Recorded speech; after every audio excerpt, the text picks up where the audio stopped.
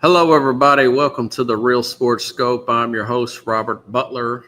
Good to be back on the air today on this 7th day of August. Folks, let me tell you this real quick. I've started this show in May of 2017, and I've never went 2 weeks without doing this program between transferring my internet from one address to another and having the issues in moving. And I still haven't gotten my green screen set up. So I'm going to be going dark. You can still hear me though, right, Carlos? So Carlos said he could still hear me. So just wanted to thank everybody for their patience. Wanted to get back on here starting tonight and trying to get back into some rhythm, folks. But stand by. We'll take our first and only break. We got a lot of catching up to do here on the Real Sports Scope.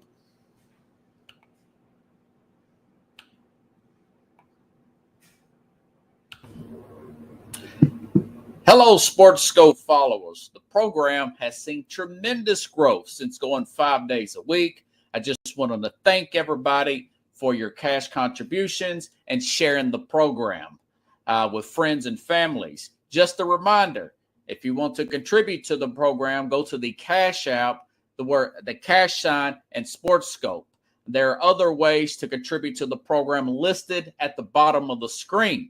If you want to advertise on the program, go to sports, that is sports with an S, another S, scope, SKOPE, at gmail.com, just like it's listed at the bottom of the screen. Thank you and enjoy the program. All right, I'm back here live. Looks like Carlos dropped out for a second.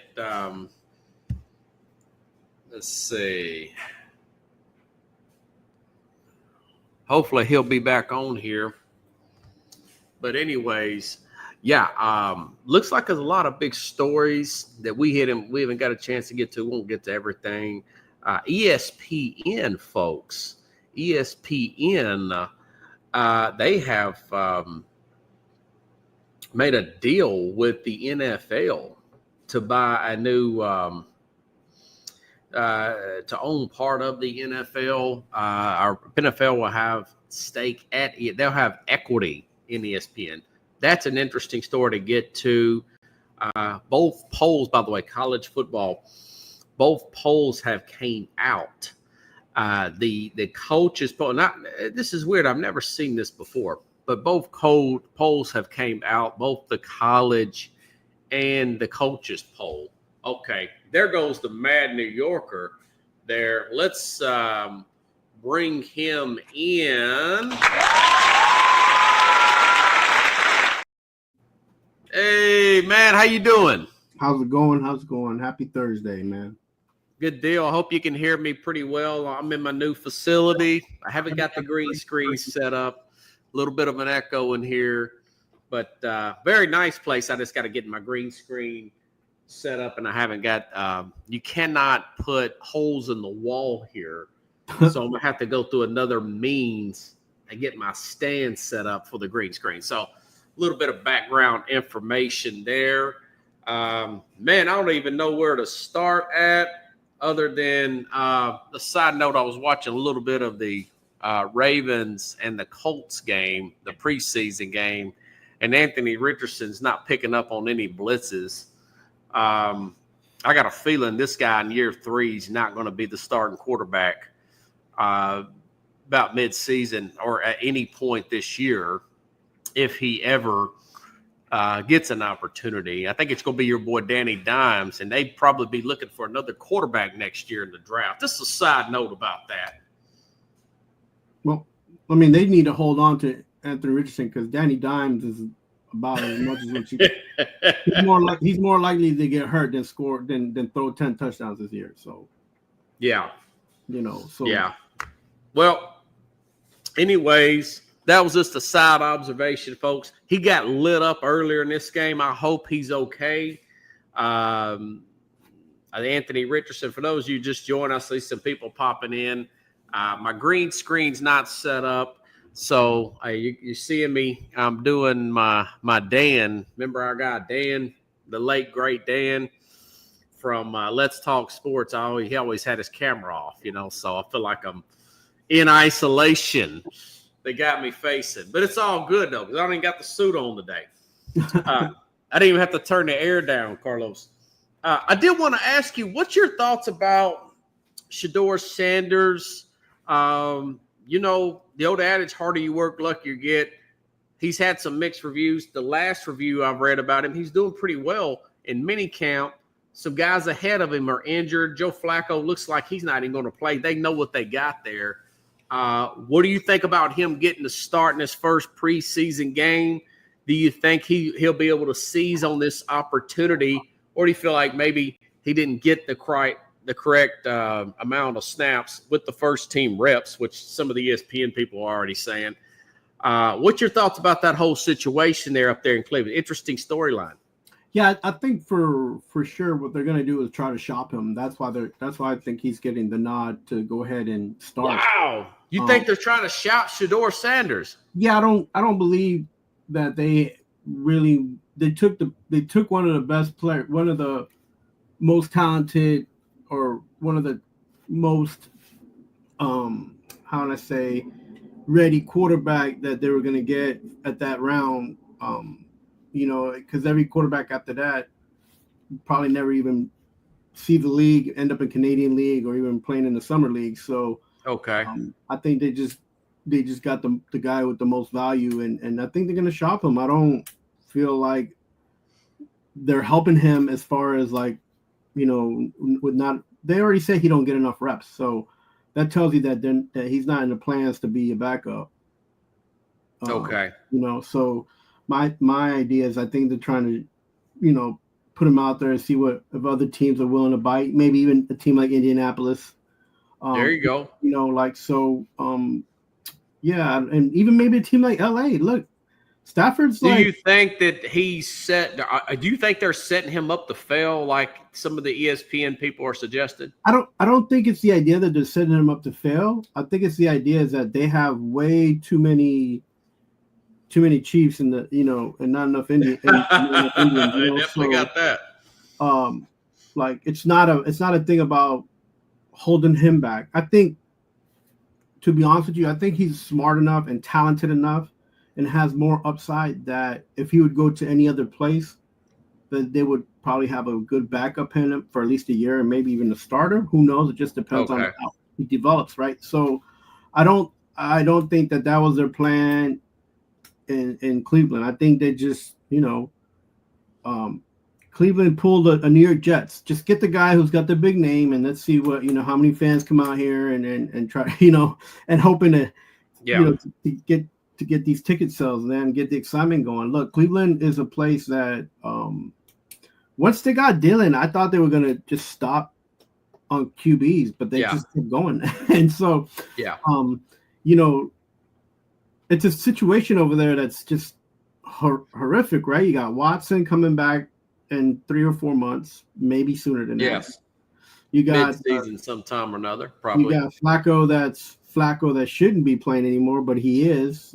He's everybody's he's our present day Vinny Testaverde. That's a good comparison, man. And then you got Dylan, who's you don't know who you have in Dylan yet. He's a highly rated college quarterback that got that was I think he's one of the most he got all his stats good for the Heisman, but he was one of those people we don't know. We want him because he had such a good team around him. Right. We don't know if he's a third round draft pick. And I'm like, geez, either you like the guy or you don't, but so they end up grabbing him, and we don't know what his potential is at. And I don't think that neither him, Dylan, nor Shedeur are in a good situation in Cleveland. And I honestly do think that they're going to be shopping Shedeur. So okay. Yeah, I think if he plays well, which I think there's a chance he could have a 60% completion percentage in this particular game coming up. I think it's tomorrow if I'm not mistaken. They're playing Carolina or somebody. And the fact that the owner, you know, he said he didn't, but I think he did make that play to get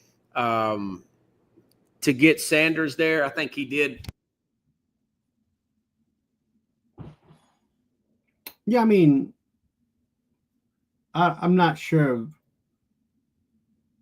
if him drafting Shador would have brought Sanders there, but that's just the type of mentality that the owner has, right? So, you know, we'll see. Then, like I've always said that Deion Sanders is going to do what Deion Sanders wants to do, and I don't think his kids have an effect on his choices. So, Okay. now, Can you hear me? Yeah. Okay. I accidentally hit something on this mic. I'm so discombobulated, dude. I've always been on the thing that Deion Sanders has brought up his children to try to be the best athletes and the best like representations of themselves with the Sanders last name. Then the situation that you kind of see Eli was with his father and even with Peyton, like how he dealt with them, like, you know, so.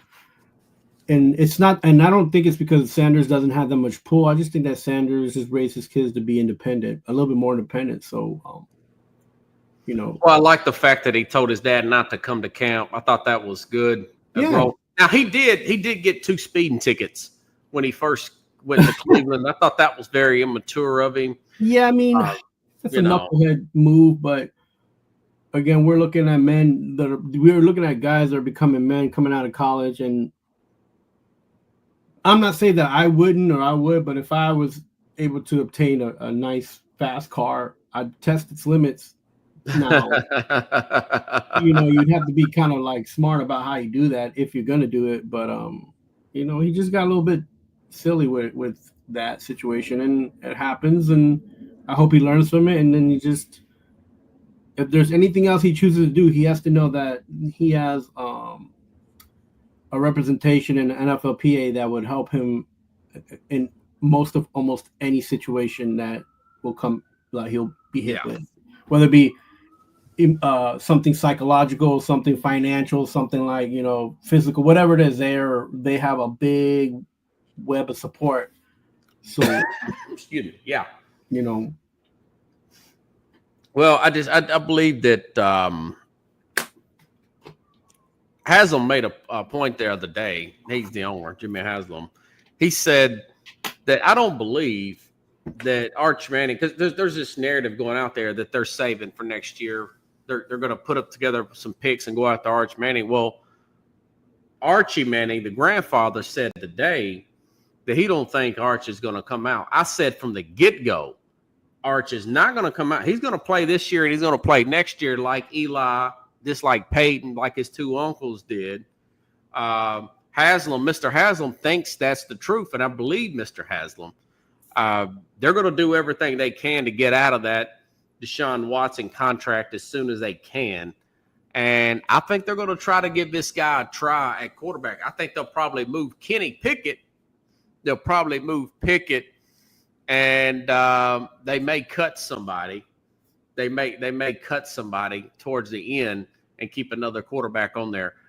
They actually signed what was the guy's name? Tyler Huntley, because they don't have enough healthy quarterbacks right now. Right. I mean, there's a slight chance that he could play this year. Sanders could play actually a real game. Now, if he goes in there and looks terrible in this game coming up, he'd be behind the 8 ball. But remember, Josh Dobbs, when he went to Minnesota in the middle of the week, he had a good game. Remember that? He beat Atlanta. We also remember Baker Mayfield on Thursday Night Football one time. We got traded to the Rams in the middle of the week. He came in there with just 1 or 2 days and actually beat the Raiders.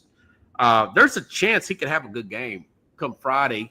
And you might want to look and say, hey, man, maybe you want to kick. Because this guy did have the highest completion percentage in 2 years in college football history. He's right at 70-something plus %.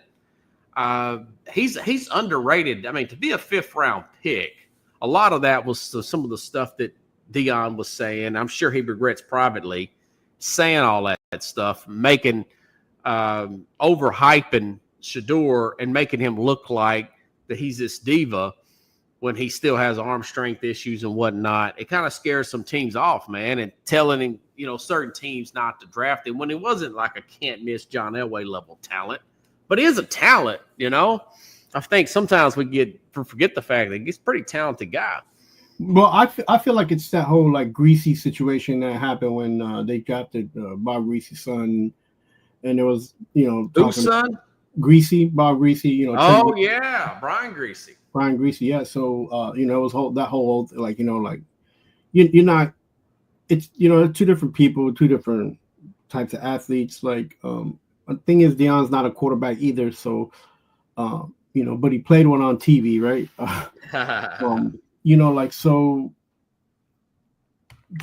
I would just, if I'm a GM or even a scout, I'm under the impression that I'm going to watch this game. I'm going to be open-minded, and and the kid does semi-good.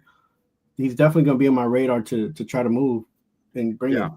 So yeah, we'll see how that plays out, man. That's going to be a great story. Wanted to move on. We're 15 minutes past. This is going back a few weeks, but we're out of Nashville. You follow the Titans. Mm-hmm.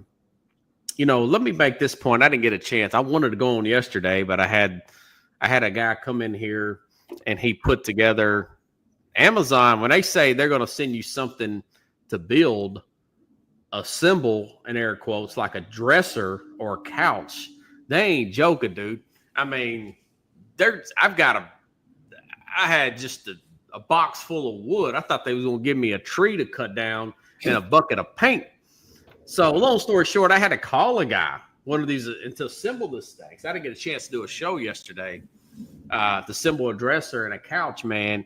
But I wanted to talk about this for 2 weeks, that the Titans did let Will Levis, who put a picture of his shoulder out on the internet. I don't know if you've seen it, but it looks deformed looking. He waits a day before training camp, with the shoulder like that. That should have been looked at immediately at the end of the season back in December, January, right?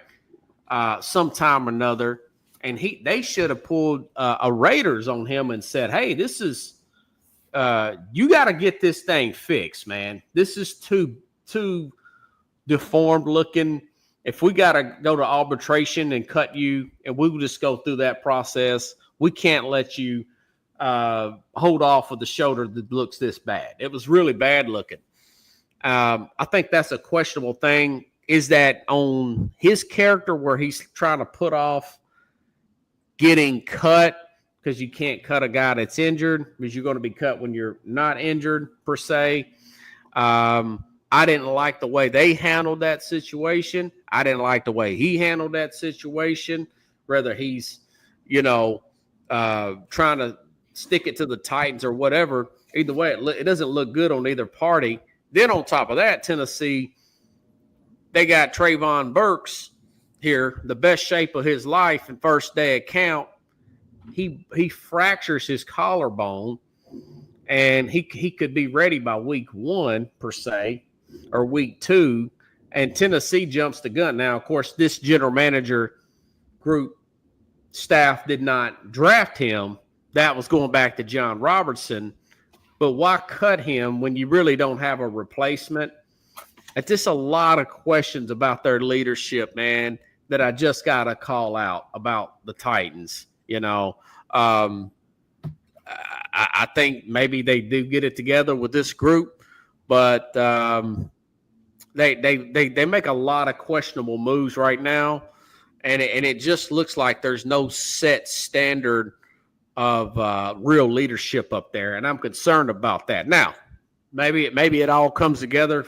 Cam Ward can play, but what do you think about those two different? That's a loaded question, but you got two incidents there that it looks like there's just not enough organization in the organization from a management perspective. From the Tennessee Titans. What's your thoughts about, first of all, with Levis like that, putting off a surgery like that the day before camp, man? And Titans letting him get away with that. That situation is on both the player and the team. That should have been something that was taken care of as soon as the season was over with. Yeah. They should have done the physical as soon as their vacation time or when they were supposed to sit back to start training. They should have had a physical. So like, I'm not sure what they're doing over there as far as, letting him even train and to a point where it was looking like that. But that shouldn't have never happened. And if it's something like that happens, it should be like you and I should know about it. You know what I'm saying? Yeah, of course. We shouldn't see no pictures, and we shouldn't be like sending postcards from our vacation spot. Like, but I think their whole GM mind frame is like they have Cam Ward, they're moving forward.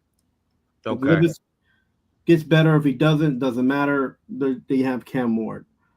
The Treylon Burks thing, he's always been opt injured, even in school. He did come out as one of the most like talented type of players, could play multiple different positions. Even in high school, he was a quarterback and he was everything. But also, even in high school and in college, he was oft injured. So, he has a record. He had a record of that. So, if you're a general manager and you're looking at that and thinking, okay, now his collarbone is broken and he hasn't like put out what we thought he was going to put out. Their expectations haven't been met there. I think it was easier to cut him loose because the contract would be coming up and you don't want to extend him and him coming back from an injury. Yeah. So that's not just it's a money move and it's a position move because look, they got Calvin Ridley that who knows what you're going to get from him. The Tyler Lockett, which what you're going to get from Tyler Lockett. He seems like the most consistent player. The biggest problem with him is that, of course, he's as much as he's a big time player, he's like a McLaurin or somebody that's small. That even though they're big time, you risk injury because he'll go for every type of throw that they'll and he might be able to catch almost every kind of throw, but he's more likely to get injured because he plays in the middle. He's going to try to be outside as much as possible, but he's a small guy, right? So, and then they're hoping that one of these wide receivers, Porsche or Jaquan Jackson, like somebody just comes up. Well, there's a guy that's getting a lot of ink. This fourth round pick out of Stanford, you'll probably see him play Saturday. Elic, E-L-I-C, Manor from Stanford. I'm butchering that last name. I know I'm butchering it, but he's the guy who torched Travis Hunter in college, if you remember, the Stanford player. Ayamanor or Ayamanor? I think you got it. Ayamanor. Yeah, it's not manure like crap or anything. No, manure. Yeah. But I know my New York accent now has got butchered up. Yeah, dude. But he looks good in camp. But you're putting a lot of faith in a rookie, and you're trying, all my old adage is you always want to load the rookie up with as much talent as you can around him. Yeah. Especially his first year, Yeah, and well, you have the supposedly the elder statement and Ridley and Lockett. So with those two guys, you should have a wealth of knowledge being transferred to the younger guys. And these guys are the problem. I think the biggest problem is that they don't match up height wise, because Manor is taller and even Jackson, they're a little bit taller. So these are smaller type of wide receivers with big game than big tall receivers with big game. So like I don't know the transfer of information and how that's going to get dispersed and how they're going to help them out in that fact, but we'll see. And the GM's just banking on that. He's got experience on the roster. He's not going on what they did, the last two seasons. He's going on the fact that these guys have been in the league already for more than 5 years, and they got big contracts, right? So that's what and you want to throw in Van Jefferson, who used to play with the Rams. He's okay, man. Listen, Ward is getting rave reviews. Brandon Allen's behind him and a guy named Tim Boyd. If Ward, for whatever reason, gets hurt, Tennessee's probably going to be a 3 or 4 win team again. Well, they got the Jets. They got the Jets, the good old Jets, 4th string, 6th string quarterback. and Tim Boyle. So maybe they'll win a game or two.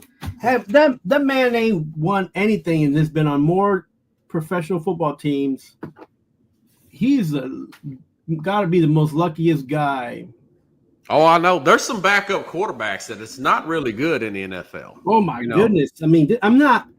I can't personally say I know the guy, and but geez, this guy's been lucky, and he has some of the most horrid numbers I've seen. Yeah, I don't know. Nathan Peterman, the former Vols quarterback who's bounced around and as a backup. I mean, that dude's another one of those players. I mean, he wasn't even good in college, Right. Even for that, they should just go for Tua's brother. I mean, and pick him up on some waivers and pay him, scrap just to have a backup who can at least run the football, right? If you're gonna be throwing interceptions, you might as well just give it to a quarterback that can run and get a couple first yards, right? Bring back the former Titan there. What's his name? The former Titan quarterback that didn't play last year. Jeez. The guy who played for the Dolphins, or what's his name? Yeah, I know. They talked about it so much, I forgot his name. Yeah. Well, because he did not play last year, at all. He was looking for the actual. He was looking Ryan Tannehill. Excuse me. Yeah, Ryan Tannehill. I'd rather bring him in there now. All that being said, the Titans, they were second in least yards allowed, only to the Philadelphia Eagles defensively.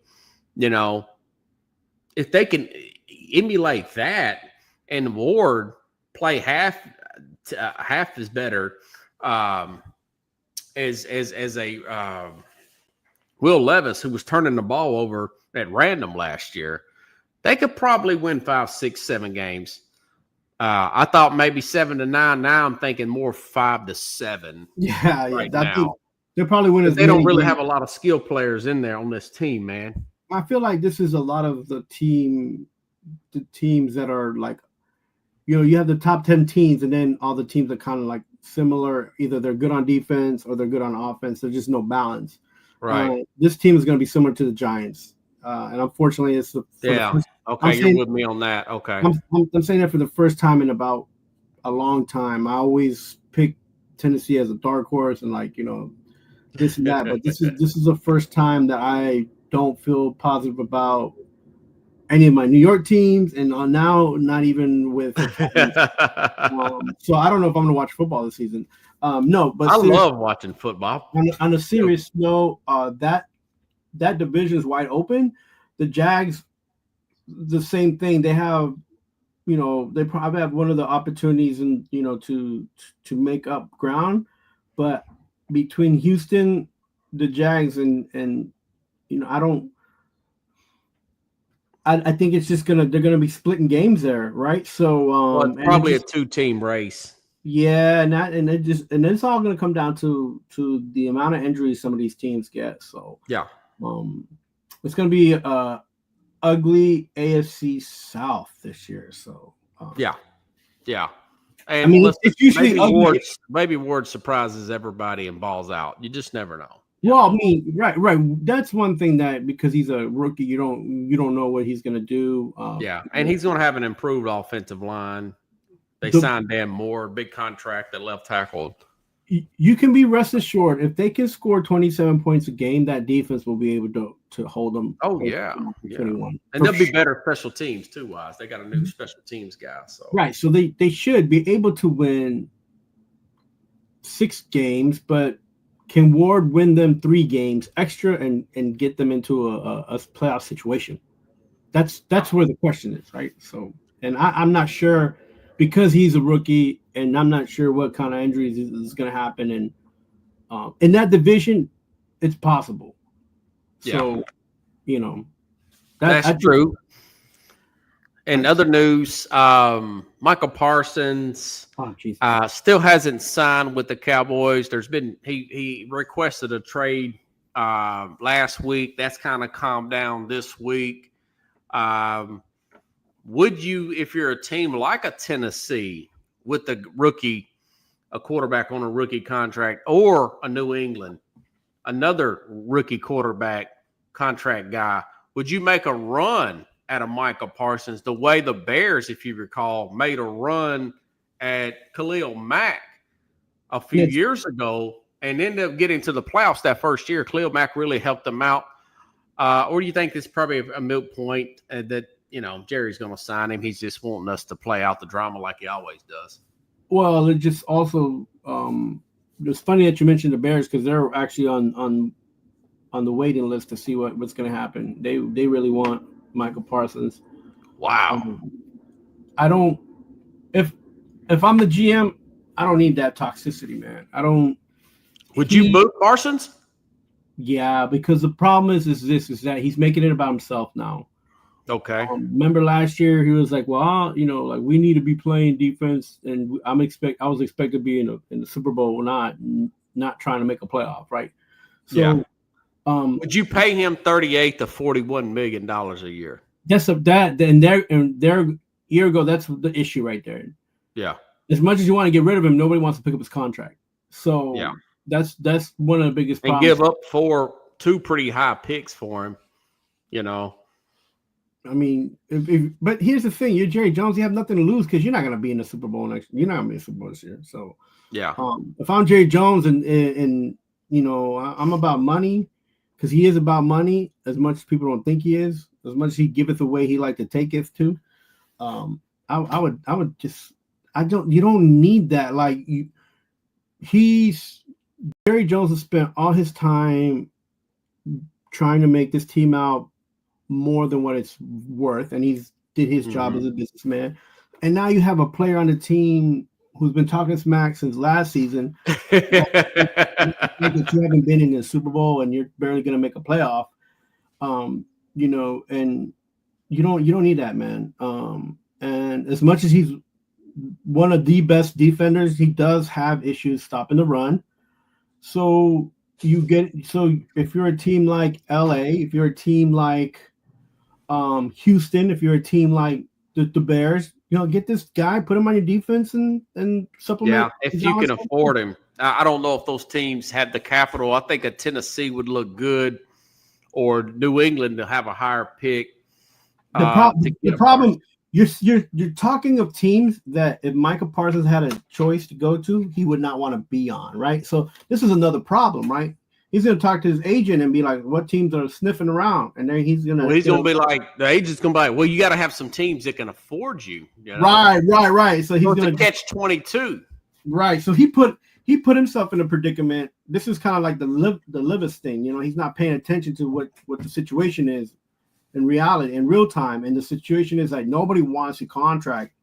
So, as much as you want to be on a playoff team, a Super Bowl bound team, the likelihood of that happening is very low because they have very low income to be spending on you. So, or trade or have anything to trade value. So, I thought it was worth talking about. Well, and I know Jerry's going to pay him a lot of money. Well, he's going to have to pay him. He's paying him no matter what, whether he gets an extension or not. That they're going to make the headlines before Labor Day weekend. My prediction: this will be done. Do you predict he's going to get traded? I don't think he'll get traded. If I'm Jerry Jones and his sons, I'm like, get him out of here because he. Yeah, but that's if me and you are Jerry Jones. We're using common sense. This is Jerry Jones we're talking about here. He loves the headlines. He loves to bring it to the last hour. He loves this advertisement. This started to sound more like the Jets than the Cowboys as a whole. Like this is too much. It's too much. Jerry's getting worse. Yes, he's turning into Al Davis at the end. Oh. He's going to pay him about $40 to $42 million. This deal will get done in another week. They'll make headlines before the season starts, and then the Dallas Cowboys will win about 6 or 7 games as well. And Jerry be happy. Robert, how about this? How about you put on the GM cap and you don't worry about what the common sense thing is to do, but what do you want to do? What would you do with this guy? This is what I'm going to do this, and I'm going to move on. I'll say this real quick. The Bears got 2 first-round picks, a third-round pick, or this is what the Raiders got. Of course, the Raiders don't draft good. They got 2 first-round picks, a third-round pick, and a 6th-round pick in exchange for Khalil Mack and a 2nd-round pick and a conditional 5th. That's a pretty good.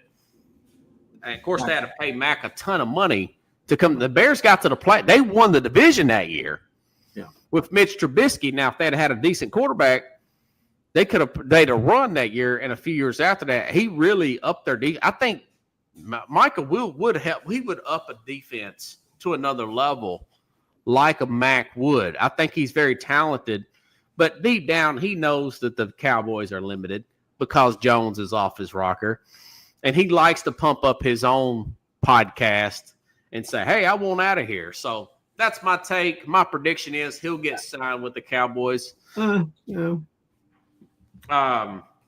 Let's see. Well, let's get to this other story. This is an interesting story, man.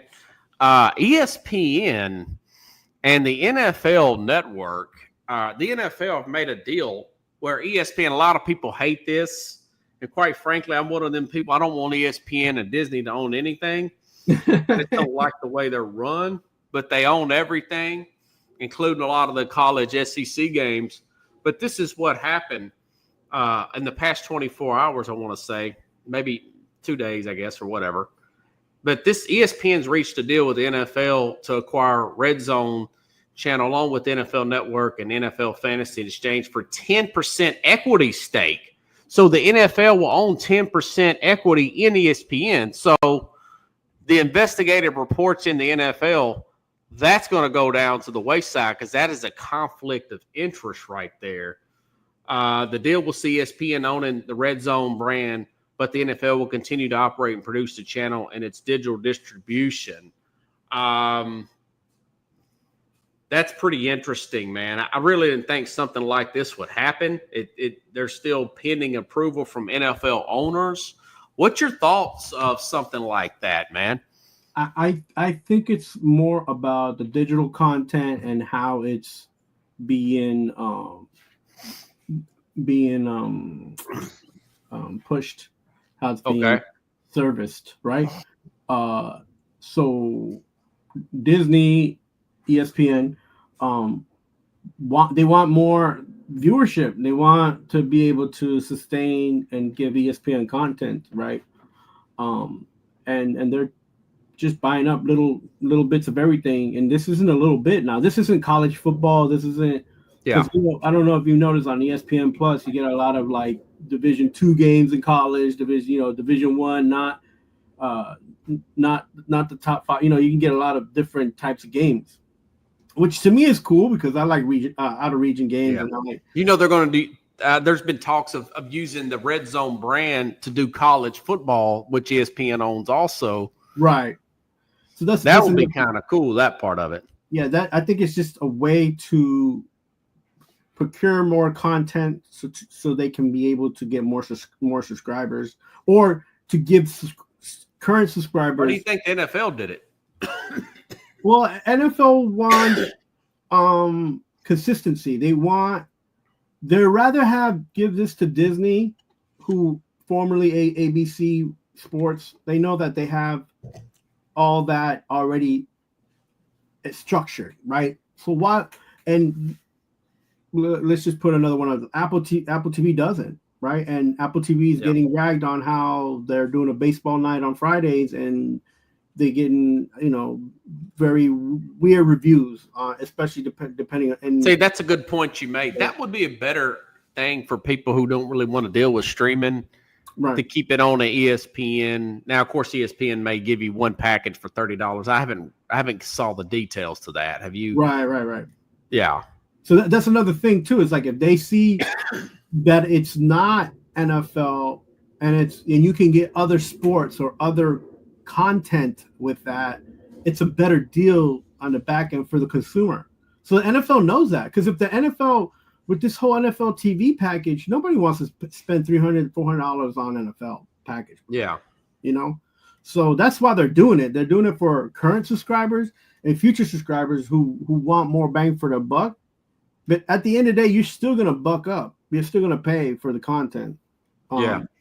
But like you and I always criticize these holders of content. Like, listen, if I'm paying $50, give me $50-$60 worth of content. Don't give me $10 worth of content.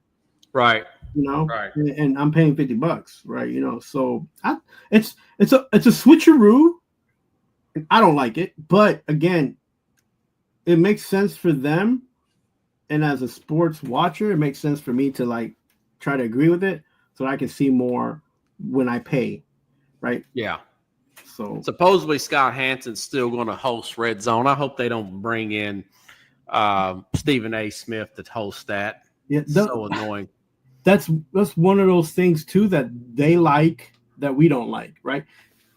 NFL and ESPN love the fact that now with all because there's so many commentators that have moved to different networks and have Fox and then or they have new commentators coming up. They like that because now they don't have to pay the Stephen A. Smiths. They don't have to pay these other bigger names that come and commentate and that kind of monies because they're like, well, you're already doing commentating on the college game, just come and commentate on the NFL game. Yeah. Right? So it's for them, it's business, it's good for them. It keeps the amount that they have to pay out on fees and different types of contracts. It keeps it lower for them, right? Too. So it's business. Yeah. Right? What are we going to do? Like, as much as we want to see things and we have great ideas, it's not up to us. Yeah, the NFL's always looking to make money. They've always had somewhat control over ABC and Disney. Do you remember when we were in college, that show Playmakers? Yeah. It's really good. The NFL, I didn't think it was that racy, but the NFL said they didn't like that show. The way it portrayed pro football players. So this was in 2003. They took it off. I think you and I think one season, a great show. It was a perfect time. ESPN had good shows. Like I want to mention something. I'm sure you agree with me. I think Cold Pizza was one of the best shows. It was good, yeah, when it first came out. When it first came out, right? And then they started messing with it. I'm just saying the NFL, they had control over ES. They said, no, we don't like you showing that. Right. Yeah. And they also did that. If I'm not mistaken, doesn't ESPN didn't they have like a football? They had something similar to the Red Zone. I think it was 2 seasons ago, and it didn't kind of work out for them. Okay, I forgot what it was called. Yeah, Cold Pizza was good at the time. Yeah, maybe because we was in college and that was that age where you really leaned into those shows. Yeah, I mean, like, listen, they've been. It's like every 3 years they change shows around, they change these commentators, and it's like sometimes it got better, and a lot of times it just got worse. So yeah.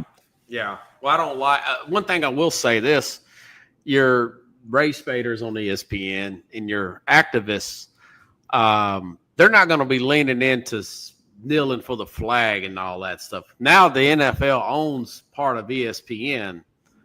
They're going to tell the managers to say, hey, kill topic X, kill topic, which that opens up for networks like ours, shows like and other competition to go in on the NFL because ESPN's really going to be, they got to walk gingerly.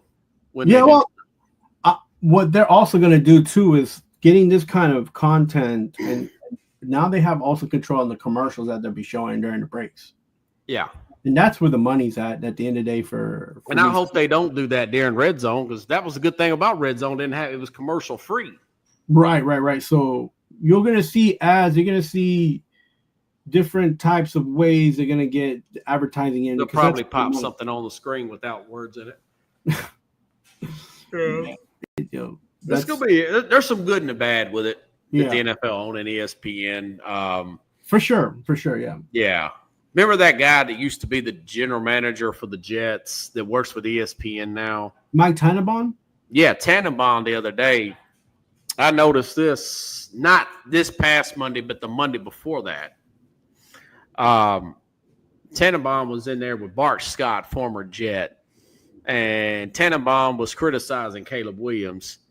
And Bart Scott said, well, and then when he started talking about J.J. McCarthy, he said, well, you can't say this about Caleb Williams unless you said about J.J. McCarthy. So he was trying to intimidate Tannenbaum and basically not criticizing a black quarterback. That's what he was really trying to do, you know? And it's just stuff like that between him, Brian Clark, and that other guy used to play cornerback for the Ravens. They really love to play that race card and politics up and all that. And I don't know. I think a lot of that will come. It could potentially come to the end. Clay Travis don't think it will. I didn't like it. If I was Tannenbaum, I'll tell you what, man, I call balls and strikes on this show. I'm not going to be intimidated by you or anybody else. I mean, you got to stand up. That's why that J.J. Redick got his job, man. That's why he got that Lakers job, is when he told off Kendrick Perkins, because Perkins was insinuating that the league was racist, talking about an MVP with Joker and something to do with the Joker, MVP, and Joel Elliott. I don't know if you remember that. Yeah, he thinks that Joker got it because he was white and Joel. Yeah. So that's it. All that is a form of intimidation. And Redick told him off one day, and that got respect to LeBron. And then LeBron went behind the scenes, and before you know it, now he's the coach of the Lakers. You know, you got to stand up to that form of bullying and intimidate. That's the way I see it. You know, I just think the NFL is going to hear a lot of that, and they're going to circumvent back to, hey, listen, let's stop all that pushing political narratives, which they've quieted down, and stop all this racializing everything.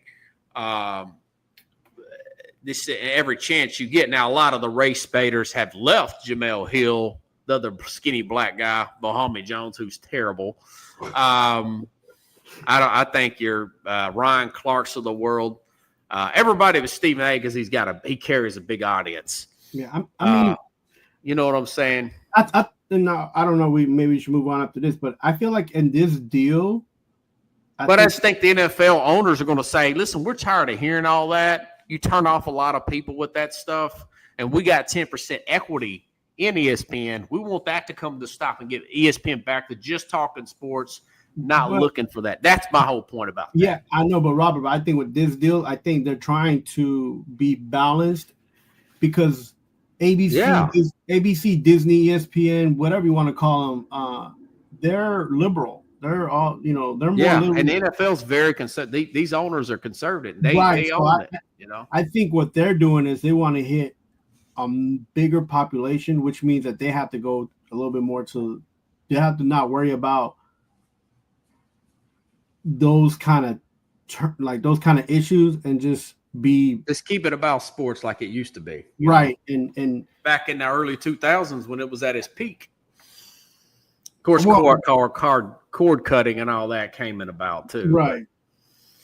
Technology and streaming. But I just think stuff like that is the reason why I wouldn't want to deal with ESPN. But on the other hand, they know ESPN's a big network and they got that college football. They know the NFL people see college football ratings going up. They know the ESPN owns a lot of the SEC stuff. So they're just looking at numbers. Right. That's they want equity in numbers, but they also pretty control freaks. I told you about, like we just said, about the stuff with the Ballers Network, which Playmakers, which I didn't think it was that racy, but I guess it offended the NFL enough where they didn't want that image to be portrayed.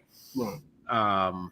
It was a nothing compared to like Ballers, but anyways, that's something else. What do you think about these new polls that are out? Speaking of college.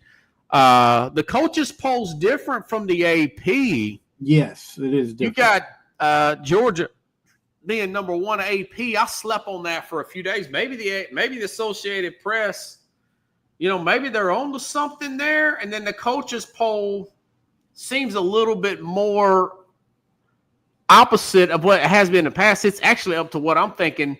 Texas number one with Arch Manning, one of the best defenses in the country. Ohio State. Penn State with Aller coming back, with Georgia and all their players, and Notre Dame. I think that top five of coaches poll looks pretty good. What do you think about these two polls? Which one looks more realistic to your line of thinking coaches poll or any other comments on those two poll comparables? So what we've seen in the past, Robert, is that these AP polls are kind of like what the playoffs kind of start looking like, right? Yeah. So and those top 8 teams in the 25, it's somewhere between 6 to 8 teams are always going to kind of be in a mix. And so from the AP poll, so the coaches poll is usually what's trending and what's currently going on with wins, the actuality of what's happening, right? So and I don't like either of these polls, to be honest with you. So I don't who do you think's the best team coming in your opinion? I feel like after we see that the first matchup, which is Texas and Ohio State, yeah. Ohio State, I think after that matchup, I'll be more comfortable with a poll. But this is these are wild because they say that Penn State right now has one of the easiest schedules. Yeah. But they're in a tough conference. Yeah, Big Ten's really playing well. Aller's coming back. They got 2 really good running backs, a lot of defensive players. So let's go off and choose don't one. You think Georgia, like the AP, don't you not Georgia, but Ohio State. This team won a national championship. They got a 5-star player quarterback coming in there. Don't you think that's a little low? Yeah, so for the AP to put them at 6. Let's stick at this AP. Let's stick on that one. Yeah, okay. That would be because we can't just go back and forth. I just think I thought that was kind of odd for them to make Ohio State number 6, man. Yeah, and if anything, I would make Oregon like top 5. Oh yeah, well, and I would move Alabama to where Ohio State is and switch them around. Yeah, that makes sense. Maybe put and Clemson's supposed to be loaded too with defensive players. I was gonna say, I was like, there's no way I'm gonna put Clemson like higher than 10 ever because of now I've heard people from the SEC, people from the ACC, and people from the Big Ten saying that they don't want to play Clemson this year. A lot of these coaches saying that. It's supposed to be good, and they're supposed to have a loaded defensive line. Look, I don't know how Dabo Swinney's doing it, but they said this is probably going to be his last hurrah because it could be, yeah. So that's another reason why they're highly rated as well. So we'll see what he's got, and we see what he's going to do. And I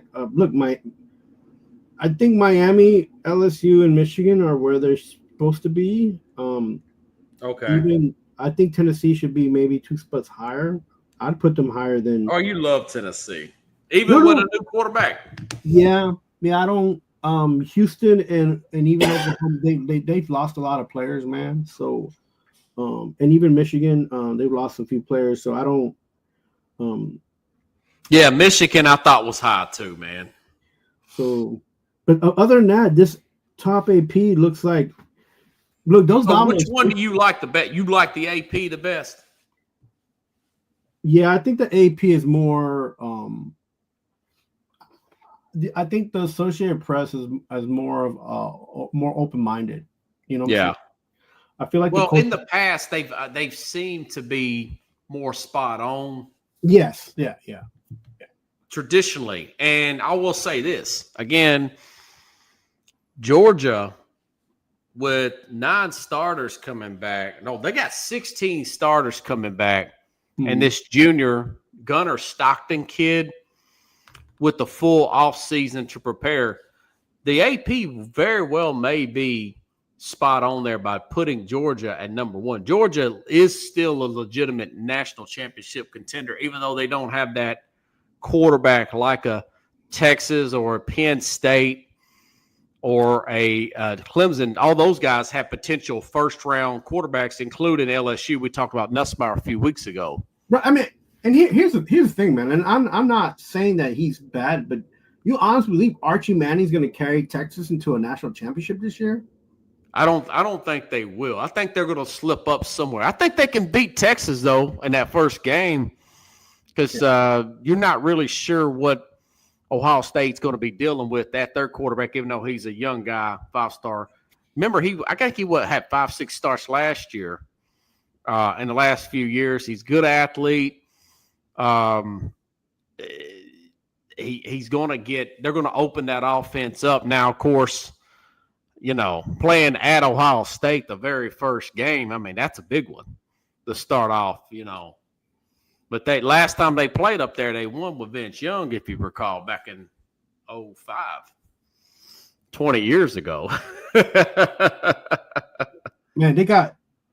Here's my thing. There's a lot of hype on that first weekend, man. Yeah, and the third row to me, I feel like is on the coaches on the preseason AP poll. Coach AP. Okay. Yeah, so you got Michigan, A&M, Kansas, Kansas State. You have SMU and University of Florida. Yeah, Florida may be better than those teams. I just feel like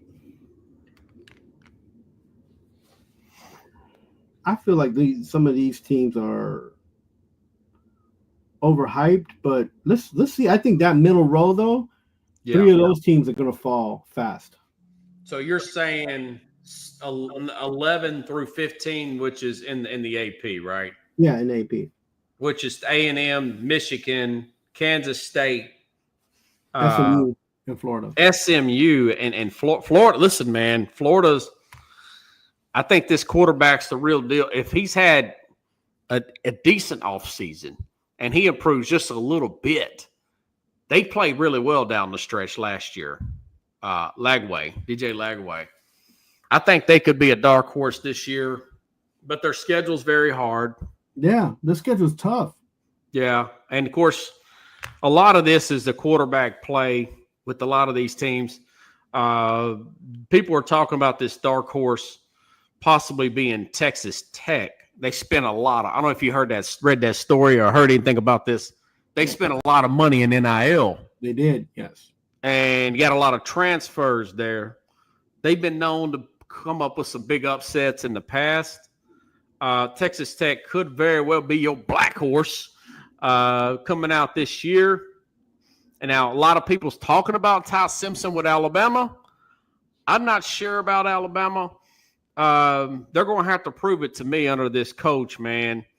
But I think Clemson's going to be interesting. Yeah, that's it. It's all going to depend on how Clemson. They got LSU right off the bat too, and I think they're going to beat LSU right off the bat. These cards are going to fall fast.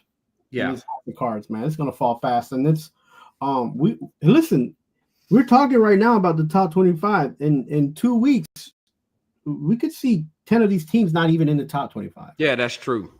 So that's true. Tennessee opens up against Syracuse.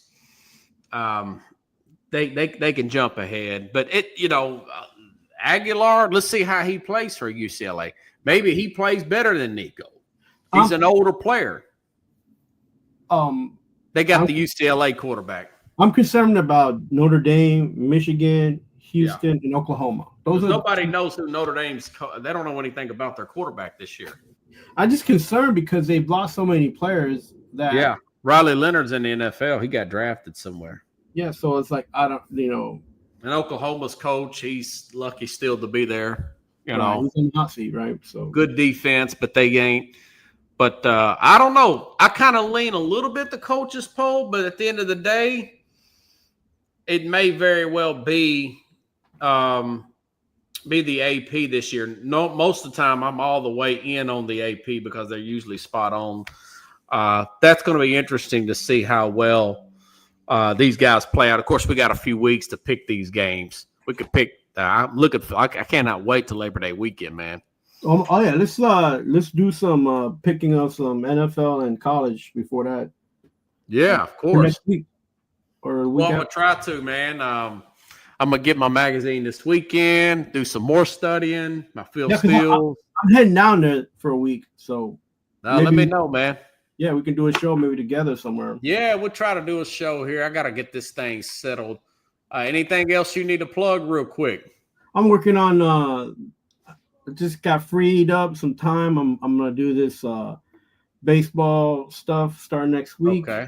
I have something going for this week, and then just getting ready to go back down to Nashville for a week. Okay. Trying to get my last time in before I come back to New York, and then me, man.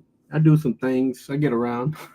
Yeah, we'll go get dinner, maybe a drink or something, beer or something. Man, that's cool, man. Let's have it for the Mad New Yorker. Hold on.